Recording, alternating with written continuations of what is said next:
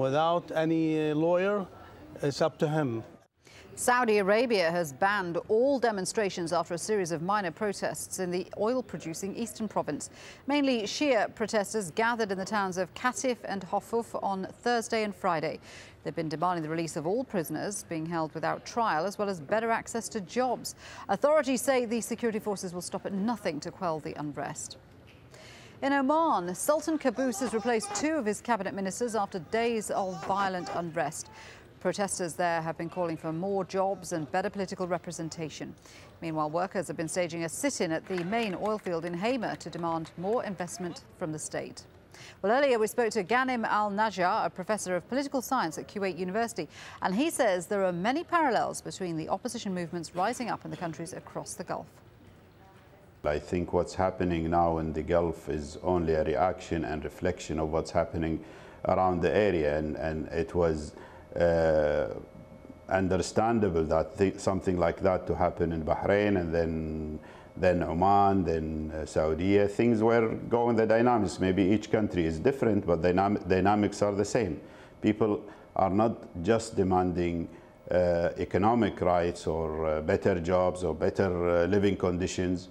This is a matter that needs for the political spectrum to be expanded. You need to have more freedom of speech and opening up in the system, and that's the right time for this, for all the governments in the Gulf to intervene and try to comply with what's happening in the area, in the region, and in their specific countries.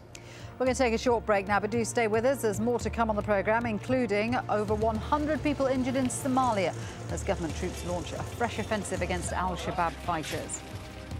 And from people power to cyber power, we'll speak to the so-called hacktivists bringing down the websites of corporations and governments.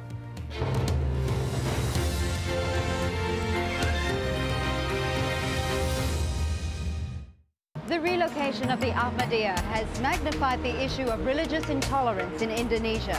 Is this inevitable in a multicultural society? And is the government turning a blind eye? 101 East at this time on Al Jazeera. What Gaddafi has done, he dismantled or destroyed the system in the country. As chaos and violence sweep across Libya. They're living through fear, they're living through a nightmare. They're using ammunition, live ammunition. Al Jazeera hears from those who have lived in fear of Gaddafi's regime. We don't want him to leave. We want to arrest him. 42 years is too much. Libya, a state of terror. At this time on Al Jazeera. Without context, words can lose their meaning. Al Jazeera's coverage of the Israeli-Palestinian divide makes a complicated story easier to understand. Al Jazeera, every angle, every side.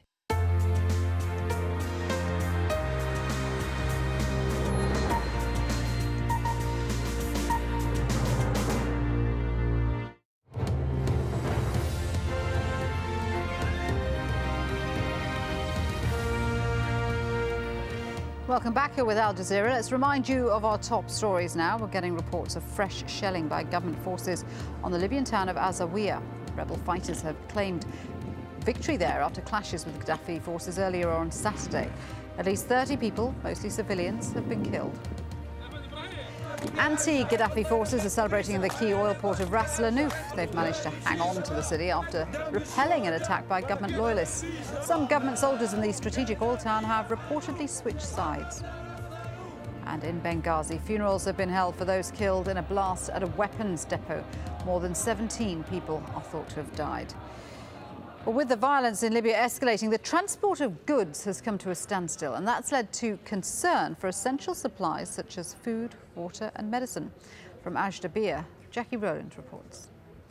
This might not be what you would expect from a supermarket in Libya, but in fact the shelves are very well stocked at the moment.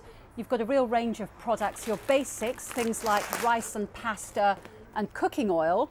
You've also got other things that you might not expect to find. For example, international hygiene products, the kind of things that you'd see on a bathroom shelf in the West, and also luxury products as well, like imported chocolate. But this is rather deceptive because all of these products have come from warehouses within Libya. When you're actually talking about replenishing supplies, then there could be problems because, of course, the port of Benghazi is not operating properly. Where we are noticing shortages is when it comes to fresh produce, vegetables, milk, eggs, things like that, because a lot of the vegetables are coming from the west of Libya, from places like Misrata. And of course, between there and here, you have Gaddafi-held territory. And so clearly stuff is not coming across by land. So at the moment, no scarcities. But if in fact this conflict drags on longer, we could actually start seeing shortages here in eastern Libya. Jackie Rowland there. Well, as the unrest across North Africa continues, there are more reports of migrants heading to the European Union. Let's cross back to Felicity in our London studio. Felicity. Thanks, Julie. Yes, 22 Tunisians were found adrift in a sinking boat close to the island of Lampedusa. Nearly 7,000 people have arrived there since January. But bad weather is now making the crossing from the coast of Africa increasingly dangerous, as Jim Spencer reports. These pictures were captured by a Tunisian man on his mobile phone. After 6 days, he finally makes it to European shores. He is just one of the nearly 7,000 people to arrive on Lampedusa in the past 2 months. I wasn't scared, it was fantastic. The journey on the open sea is dangerous. But we are very brave. We are very brave. Many are from Tunisia and Egypt, but many more are expected from Libya in the coming months, and they travel on whatever boats are available. On Saturday, the Italian Coast Guard rescued 22 Tunisians crowded onto a tiny fishing boat and about to sink. They'd made a distress call and were soon towed into Lampedusa port. Ahead of them is an overcrowded holding centre, where despite the assurances of the town's mayor, resources are said to be very strained. We are certainly expecting more arrivals as the weather improves. We're also aware that the summer high season is fast approaching, but I'm not too worried because the migrants are all now contained inside the holding centre, in that model structure, which I've many times described as a five-star hotel where all their needs are met.